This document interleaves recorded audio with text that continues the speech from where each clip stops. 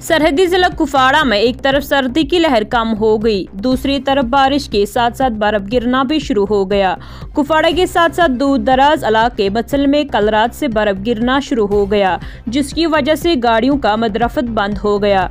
हुकाम की तरफ से पाबंदी आयद कर दी गई, जिसकी वजह से न इधर से मत्सल की तरफ गाड़ियां जा सकती न उधर की तरफ गाड़ियां आ सकती हैं, जबकि पैदल सफर भी बंद हो गया, जिससे आवाम को मुश्किलातों का सामना करना पड़ेगा।